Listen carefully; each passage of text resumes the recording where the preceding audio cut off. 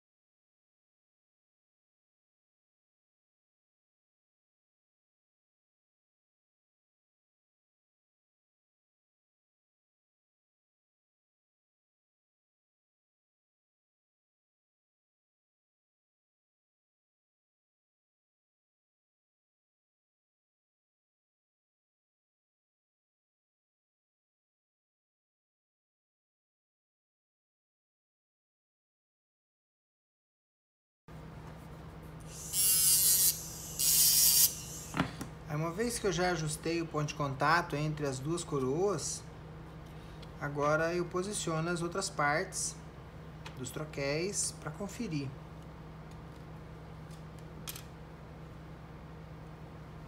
Esse lado aqui na distal está até um pouquinho apertado.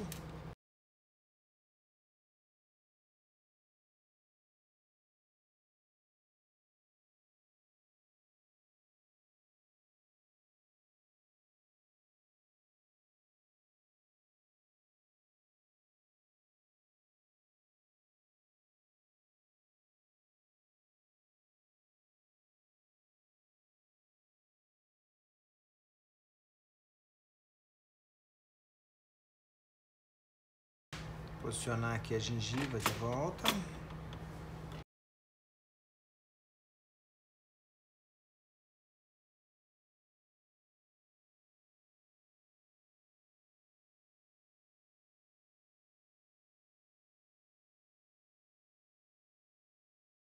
Bom, uma vez já ajustado aqui a questão do ponto de contato dessas duas coroas, agora eu vou partir para acabamento e textura, né?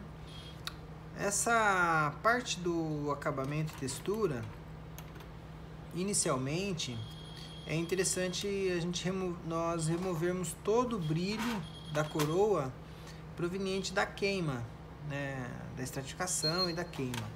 Antes de fazer essa remoção do brilho, para que a gente possa fazer o acabamento, é importante a gente visualizar algumas partes bem interessantes, só para que nós possamos lembrar. De um modo geral, todos os dentes, nós temos duas linhas chamando linhas de brilho, né? Duas linhas de reflexão, bem no vestibular.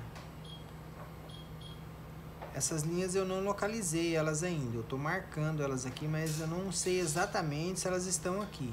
Eu estou fazendo para fazer uma descrição dessas linhas. Então nós temos aqui a face vestibular dos dentes, propriamente dita, que é a área de reflexão de luz, está entre essas duas linhas, e a face proximal, que é a área de absorção de luz, nessa região nós temos a área de absorção de luz. Até estou fazendo esses risquinhos nesse sentido aqui, essas marcações, no sentido que a luz vai entrar aqui e vai ser absorvida por essas faces. As faces proximais, de um modo geral, nós temos aqui a face de absorção de luz e nessa área, a área de contato, a face de contato, né? Nós vou até pintar aqui de outra cor para que a gente possa identificar ela com mais facilidades. Aí está. Essa aqui é a área de absorção, a face de contato, e essa em azul é a área de absorção de luz. Muito bem. Se eu dividir essa coroa ao meio no sentido vestíbulo-lingual,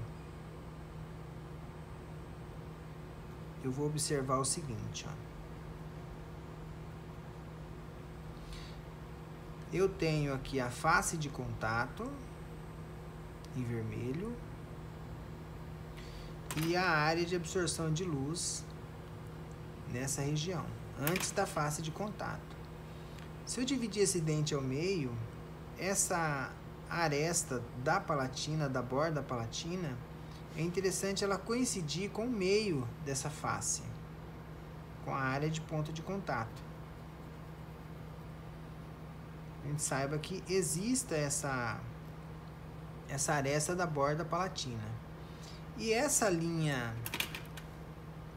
de brilho, essa aresta vestibular, ela se conecta com a aresta na palatina, com a aresta da palatina,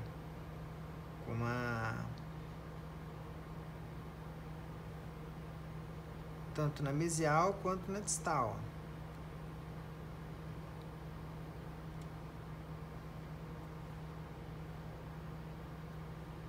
Isso é muito interessante a gente conhecermos essas partes, observarmos essas partes antes de iniciar o acabamento, antes de começar a trabalhar com broca e desgaste com a intenção de fazer textura. Uma vez que eu já sei, tenho conhecimento dessas partes e a função de cada uma, né? Como eu citei aqui, que essa em vermelho é a face de contato, a área de absorção de luz, as linhas de brilho, que determina, ou seja, que limita a face vestibular da face proximal. E geralmente é importante nós observarmos a largura dessa borda, como ficou essa borda após a queima e após a estratificação. Se essa borda ela tem um equilíbrio com a borda dos dentes vizinhos, ou se eu esculpir todos os dentes, eu faça um equilíbrio, nós façamos um equilíbrio nessas bordas, para que não fique uma borda descompensada. Uma vez que eu tenho conhecimento desses itens, desses acidentes anatômicos, dessas faces dos dentes, eu vou fazer a remoção do brilho para iniciar a textura, mas de forma que eu possa já estar observando esses detalhes. Outra coisa muito interessante que a gente precisa levar em consideração é que os dentes, de um modo geral, eles são divididos em 3 partes no sentido inciso cervical. Eu tenho aqui o terço cervical e o terço médio dividido ao meio, a área de borda incisal e o terço médio. Muito bem. Esses 3 terços dos dentes geralmente nos possibilita enxergar 3 inclinações dos dentes no sentido da cervical para a incisal. Geralmente existe uma bossa posicionada no terço cervical para o terço médio e uma inclinação, uma área plana e uma terceira inclinação na incisal para a palatina. É importante a gente já considerar essas inclinações. Se nós queremos fazer um dente com mais bossa, com mais volume, a gente já tem que ter isso em mente. Nós vamos fazer uma área vestibular mais côncava, isso também já tem que estar no planejamento. Sempre que eu determino, vou fazer uma anatomia, vou fazer uma textura, fazer um acabamento na cerâmica, é importante nós já termos desenvolvido esse acabamento no planejamento, lá no enceramento, antes de estratificar a cerâmica. Se eu vou restaurar um paciente, vou fazer apenas 2 dentes, eu vou fazer uma avaliação morfológica nele, como é o nível de textura, de desgaste dos dentes dele, para que eu possa desenvolver uma anatomia de uma forma que eu faça um dente que se integre a esse sistema, que se integre a esses dentes, que sejam parecidos, que ele tenha a mesma textura, que ele tenha a mesma índice de reflexão de luz e tudo mais, harmonizando a forma, apenas restaurando o que está faltando. Agora, se eu não tenho esses 2 dentes, se eu não tenho nenhum dente de referência, vamos dizer que eu tenho que fazer aqui, os dentes foram gastos, eu tenho que fazer 8 ou 10 laminados, é importante, antes de iniciar o trabalho, nós determinarmos essa forma e textura, lá no início. De que maneira? Nós podemos lançar mão de um modelo, como um modelo doador, de preferência de dente natural, a gente possa copiar aquela anatomia, ou até mesmo fazer uma pesquisa morfogenética, para que a gente possa descobrir ou determinar ali uma forma que fique bem para esse paciente. E aí fazer provas através de MUCAP, com planejamento. Então, quando nós chegamos nessa fase de textura, nós já temos que saber exatamente o que nós vamos fazer de textura, o que nós estamos copiando. Mas, de um modo geral, os elementos dos dentes, de um modo geral, são iguais, né? Todos têm lóbulos, têm aresta de reflexão de brilho, área plana, área de absorção de luz. Esses elementos, borda, palatina, todos os elementos dos dentes, de um modo geral, todos têm esses elementos. Porém, como nós vamos trabalhar com esses elementos? Qual a inclinação dessas arestas, o desenho dessas arestas, a profundidade da textura, é o que nós precisamos estabelecer antes de fazer a cerâmica e antes de iniciar o acabamento. Levando em consideração a aparência desses dentes aqui, né, o nível de desgaste que eles têm, a aparência anatômica, eu vou fazer uma textura aqui, observando um acabamento e textura e forma, observando o que o paciente já tem. E até mesmo em contato com o dentista, eu sempre discuto isso com o dentista antes, resolvo isso antes, o quanto ele vai, vamos dizer assim, qual a expectativa dele em termos de transpasse, se eu aumento esse transpasse aqui 1 milímetro ou 2 milímetros, que os centrais seriam maiores do que os laterais. Aí, de acordo com o planejamento e a guia, a questão da oclusão precisa ser avaliada. Eu quero que aumente 2 milímetros na minha borda incisal aqui dos 2 incisivos, mas de acordo com a oclusão, isso talvez seja exagerado, o paciente às vezes tem uma mordida muito profunda. Então, todos esses detalhes, eles precisam ser estabelecidos antes do acabamento e textura, antes da aplicação também. Mas de acordo com as circunstâncias, eu vou apresentar para vocês o que eu uso aqui para fazer textura de um modo geral. Eu uso essas duas grafites, né? São grafites com grafite de cera, um azul e uma vermelha, se encontra em papelaria. Pode-se usar aquele lápis também carandache, que é um lado de cada cor, que é bem interessante, esse lápis carandache, que é esse aqui. Eu prefiro às vezes o grafite porque ele é mais fino, então é mais preciso no sentido de fazer algumas anotações.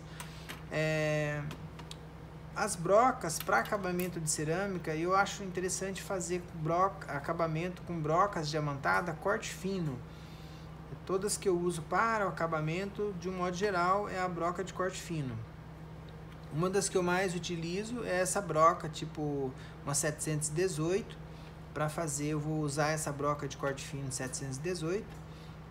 Tem várias marcas, né? Da Comet, da Besser, da Zag, da Edenta, o Odontomega também comercializa essas brocas.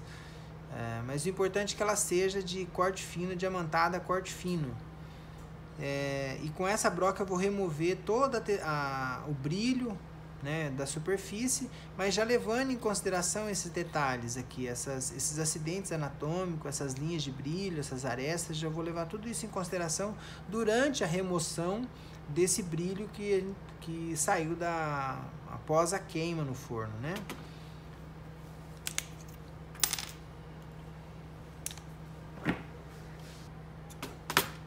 Então vamos lá, eu vou fazer aqui a remoção do brilho. Já levando em consideração essa inclinação aqui, a terceira inclinação. Em seguida eu faço aqui dou continuidade, observando já a área plana, entre as linhas de brilho, né, entre as arestas de linhas de brilho. Já observo aqui também a questão da bossa, o volume de bossa que foi determinado pela escultura.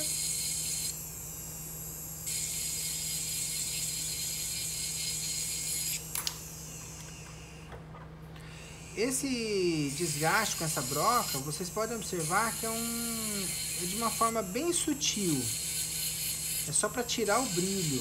A intenção é tirar o brilho da cerâmica aqui, para que a gente possa fazer o acabamento.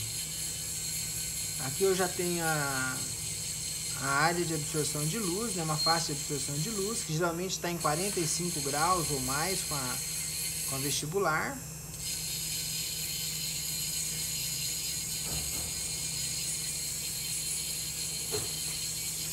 A face de contato.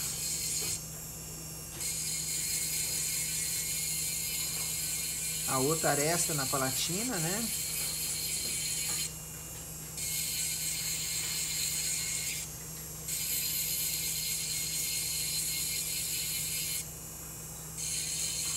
Borda palatina, borda incisal, né? A inclinação dessa borda, vamos falar agora da inclinação dessa borda incisal. Assim eu fiz a remoção de uma forma bem discreta, bem suave, do brilho da cerâmica, para que a gente possa fazer o acabamento.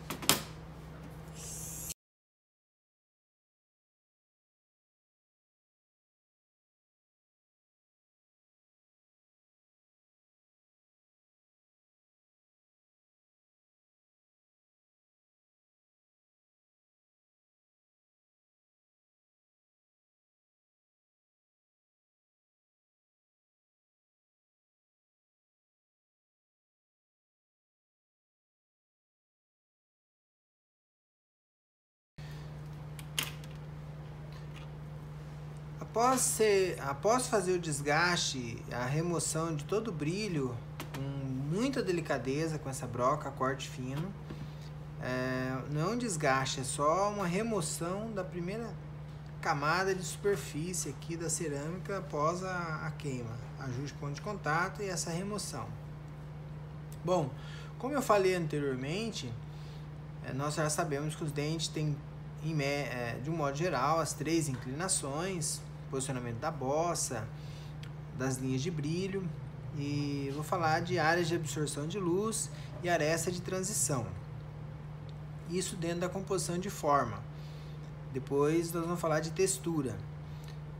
Existe aqui as linhas de brilho.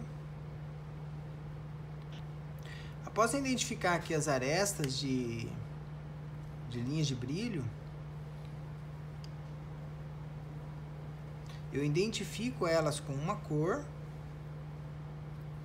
E se eu quiser fazer alguma mudança, se de acordo com o planejamento, com o enceramento que eu fiz anteriormente, que foi estabelecido no planejamento, se eu decidir fazer alguma mudança ou observar que existe uma descompensação, assim, que um lado, essas arestas estejam diferentes uma da outra, posicionada mais para proximal, invadindo, reduzindo aqui a área de absorção de luz, então eu redesenho ela com outra cor, com vermelho, para que eu possa, através de desgaste, reposicionar ela. Então essa área aqui é a área de absorção de luz.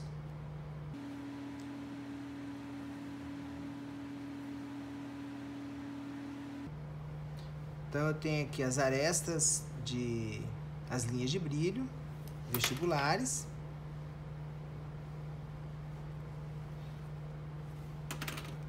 a face de absorção de luz do terço cervical e do terço incisal. E eu tenho aqui uma aresta de transição.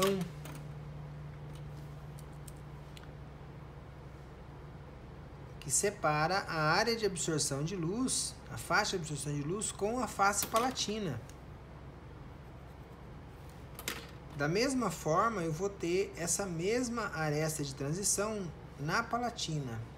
E a aresta da palatina que se conecta com a vestibular. Existe uma linha de conexão entre esta aresta da vestibular e a palatina.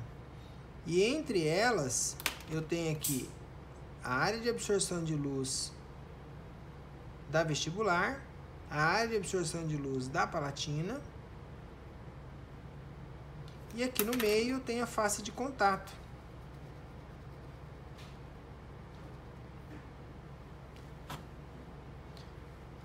Uma vez que eu tenho conhecimento dessas partes, eu vou trabalhar com esses elementos para estabelecer a forma. Eu vou posicionar essas arestas ou mais reduzindo a largura do dente ou aumentando a largura com essas arestas, reduzindo as ameias dessa forma. E essa é a forma que eu trabalho com as arestas. Da palatina da mesma forma aqui.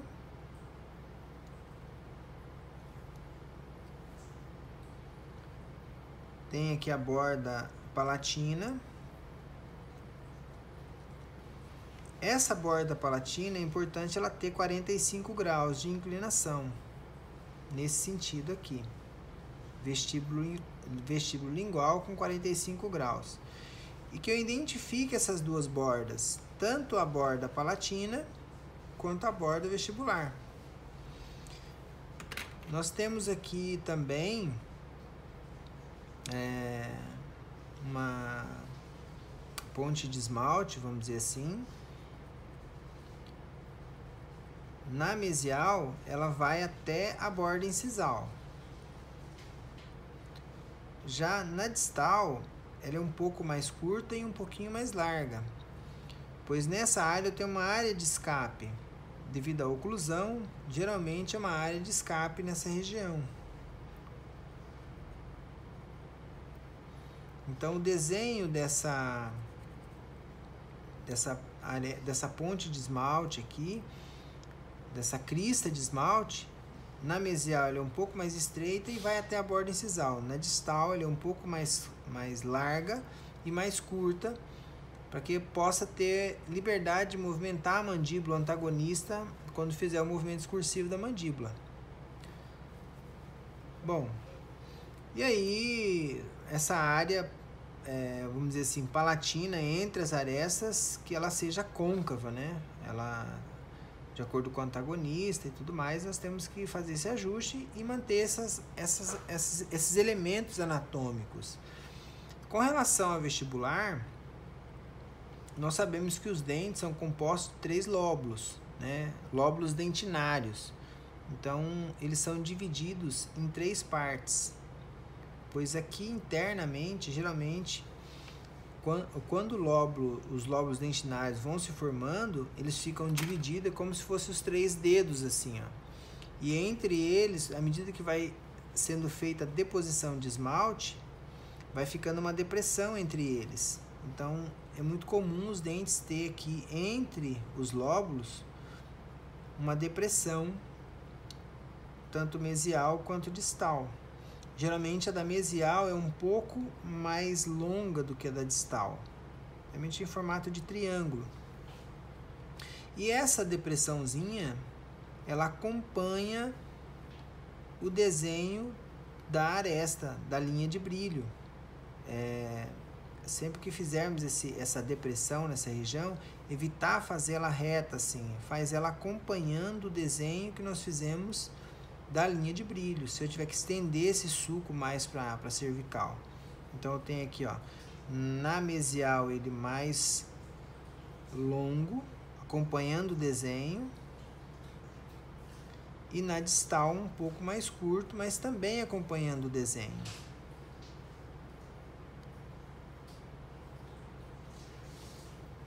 Ó, dessa forma, nós podemos observar que aqui tem um lóbulo dentinário interno, um lóbulo dentinário mediano e um distal. A área de absorção de luz, onde geralmente nós trabalhamos com uma massa de absorção de luz mais azulada, eu vou ter uma reflexão de luz nessa aresta aqui, que é um pouco mais evidente. Novamente, uma depressão de absorção de luz e nesse lóbulo uma reflexão de luz. Então, os dentes, de modo geral, é assim, reflexão e absorção de luz. Uma área mais alta, onde reflete luz, e as depressões, onde absorve luz. E essa região cervical, geralmente é mais cromatizada e absorve luz pelo posicionamento delas, que geralmente é a 45 graus, mais ou menos, de inclinação. E do terço médio, ou seja, acima da papila para a borda incisal, já é um pouco mais translúcida, por ter uma quantidade de esmalte um pouco maior. Então, eu trabalho com uma pigmentação mais acinzentada, mais azulada, cores que absorvem a luz e dá uma sensação de mais profundidade e que também facilita, vamos dizer assim, que separa os dentes, para que não fique tudo emendado com aspecto de mentex. Para fazer esse trabalho com as arestas, eu utilizo essa broca, a mesma broca de corte fino, eu utilizo ela para fazer o equilíbrio dessas arestas. Para fazer essa depressão vestibular desses dois, vamos dizer assim, sulcos de desenvolvimento, que separa os lóbulos, eu utilizo uma broca esférica, e eu vou trabalhar removendo essa pintura e fazendo aqui uma depressão de acordo com o que foi estabelecido em termos anatômicos. Se eu quero trabalhar com uma área com a depressão mais evidente, uma textura mais evidente, eu aprofundo mais esses sulcos. Se eu quero uma coisa mais discreta, eu vou de maneira mais leve. Ou até mesmo, tem alguns dentes que tem aí um formato mais convexo. Aqui nós estamos trabalhando com um pouco de concavidade, mas nós temos dentes com formato anatômico bem mais convexo. Então, dessa forma, eu trabalho aqui de uma maneira um pouco intermitente, para que essa depressão ela não fique como se fosse uma vala riscada. Ela tenha nuances, ela seja em várias faces, né? Para que nós temos uma reflexão de luz difusa.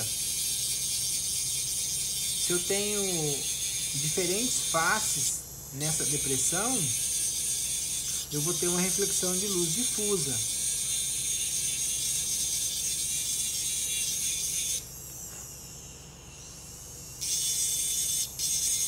Se eu tenho uma face mais plana, então eu tenho uma reflexão de luz regular.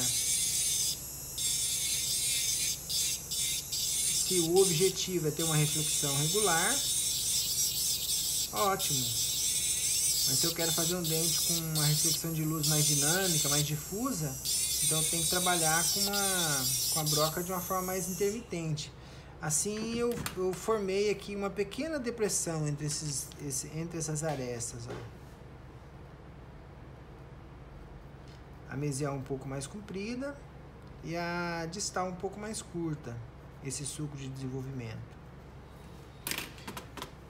Depois que eu trabalhei com essa broca aqui esférica, eu posso trabalhar com uma broquinha menor, em chama, e vou amenizar essa depressão que foi feita aqui, amenizar esse sulco.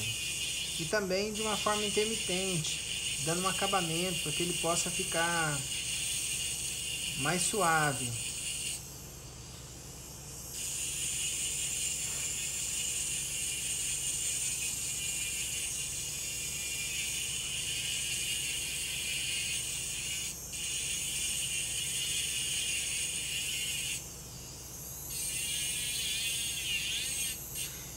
E caso eu queira aprofundar um sulco, fazer um sulco aqui vestibular, uma textura mais profunda, eu vou trabalhar com essa broca, mas eu de forma inconstante também, assim, não vou fazer um risco. Isso deixa essa superfície mais natural. E geralmente a maior presença de textura é entre essas arestas aqui, essas linhas de reflexão. Nós temos uma presença maior dos sulcos entre essas linhas. Geralmente tem uma presença maior de textura.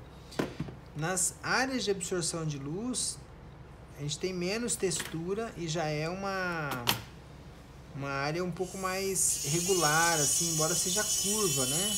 Mas não tem depressões verticais como nós temos aqui na vestibular.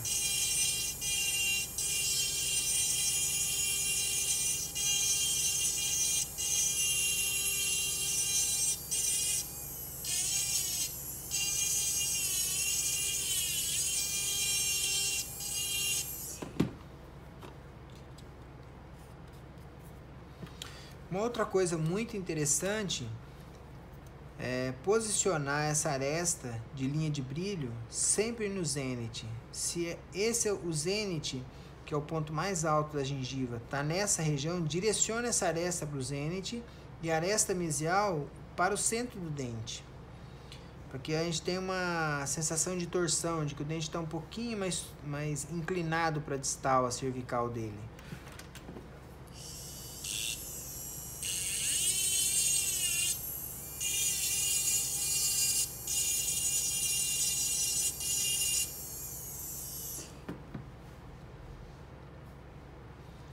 Ó, observa que agora nós temos uma área vestibular com uma ligeira depressão.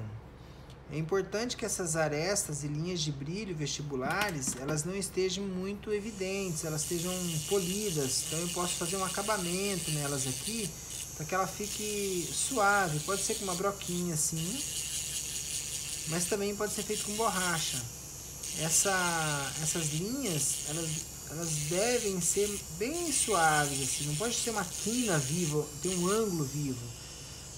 Então, ela tem uma certa suavidade. Nós desenhamos e trabalhamos com ela de uma forma para separar as faces, mas tem que ser suave. Se ela for muito evidente, ela fica artificial, o dente fica com aspecto artificial. Então, tem que ser amenizada essas arestas.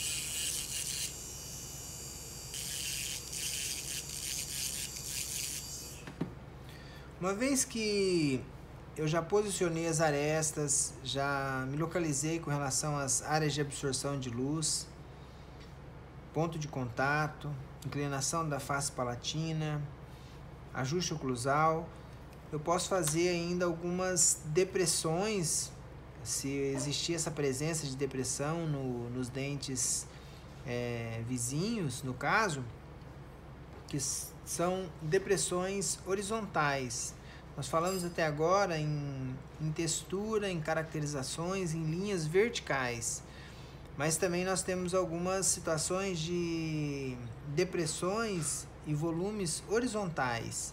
Além da presença da bossa nessa região, eu posso, em alguns dentes, ter uma depressão horizontal, em algum lugar localizado. Então,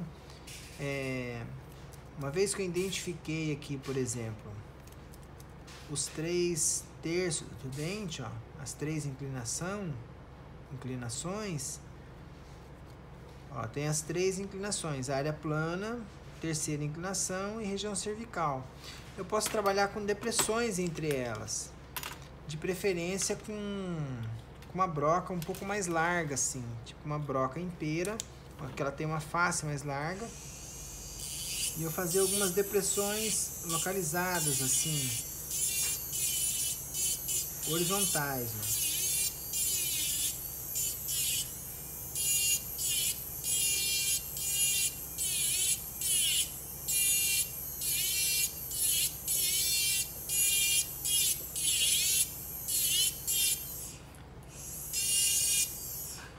Muito bem. Além dessas depressões horizontais, que são mais largas, mais amplas, nós temos também as linhas de deposição de esmalte, que geralmente acontece na borda incisal, na região incisal, nesse sentido aqui, ó. São várias linhas de deposição de esmalte, são microtexturas horizontais também. Do terço cervical, geralmente essas linhas elas são ao contrário. E elas são mais presentes nas depressões, assim, entre os lóbulos, nessa área de depressão entre os lóbulos, geralmente elas estão mais presentes porque não foi desgastado o esmalte pelo atrito com o alimento, pela bochecha, então elas são mais presentes nessa região. São consideradas como periquimáceas, linhas de deposição de esmaltes. Nesse sentido aqui, existem várias maneiras de reproduzir essas linhas, uma vez que os dentes, eles têm essas linhas. No caso dessa paciente, que já é uma paciente de meia idade, ela não tem a presença mais dessas linhas. Essas linhas foram desgastadas. Então, não fica muito natural eu fazer essas linhas aqui. Vai ficar com aspecto muito jovem, então vai destoar com o restante. Uma vez que eu quero reproduzir, restaurar um sorriso, eu evito fazer isso. Se eu fiz uma escultura baseada num planejamento de um doador morfogenético ou se o paciente tem essas linhas horizontais bem evidentes, ou até mesmo texturas verticais mais evidentes, eu vou trabalhar com elas. Mas é necessário identificar, planejar, estabelecer para depois executar. Se eu não observo essas texturas, se elas não estão aqui, eu analiso que elas não estão presentes nos dentes. Então não tem por que eu planejar e riscar e depois desgastar isso com a broca e fazer essas texturas se elas não estão presentes nos dentes do paciente.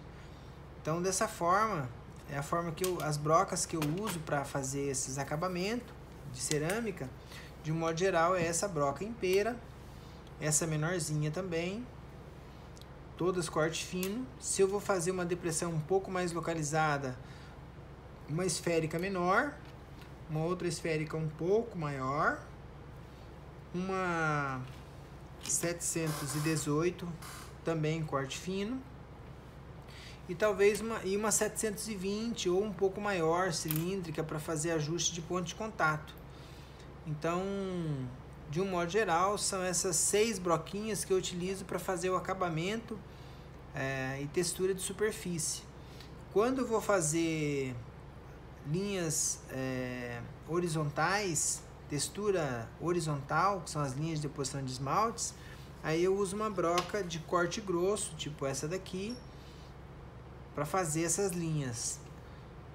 Ou pode-se fazer também com uma broca cone invertida, mas eu prefiro fazer com essa daqui, que eu passo uma vez só na superfície. E aí já fica toda riscadinha a superfície, como se fosse de uma forma bem natural. Em outro vídeo que eu estou preparando, de um caso que tem a presença de textura um pouco mais evidente, vou usar esse recurso de textura horizontal.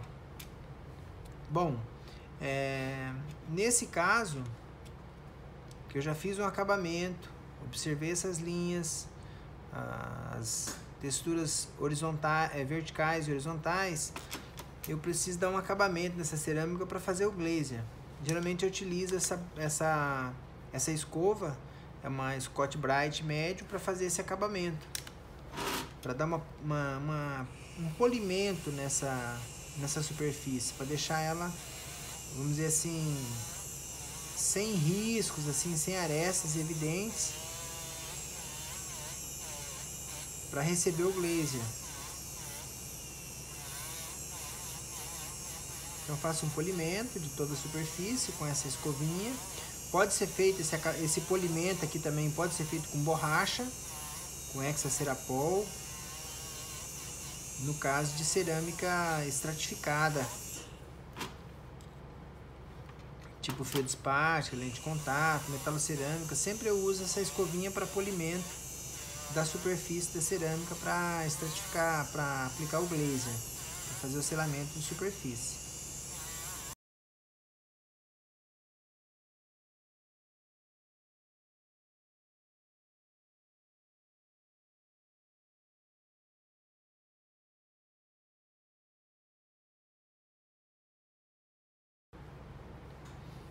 Aí está, de uma forma bem suave, o acabamento. Agora vou lavar essa peça, eliminar todo esse resíduo de material, de preferência lavar isso com vapor e aí fazer a aplicação do glazer para depois um polimento final com borrachas. Se você gostou desse vídeo, curta. Se você tiver alguma dúvida, pergunte, deixe seu comentário abaixo. Se achar que esse assunto é relevante para você ou para algum amigo, compartilhe com ele. E tá vendo esse botão aqui abaixo, vermelho, escrito inscreva-se? Inscreva-se, toque nele, inscreva-se no meu canal, Agnello Delgado. Tem um sininho do lado, toque no sininho e acione o sinal de alerta, que sempre que eu postar algum vídeo, você vai receber esse conteúdo, você vai receber um alerta do conteúdo. Aqui na descrição do vídeo você vai encontrar o link do meu site, Agnello Delgado, do Facebook e do Instagram. Lá você vai encontrar vários vídeos como esse. Me siga no Instagram, @AgnelloDelgado, que lá você vai encontrar vídeos, fotos de trabalhos que eu faço no dia a dia. Um grande abraço, nos vemos no próximo vídeo.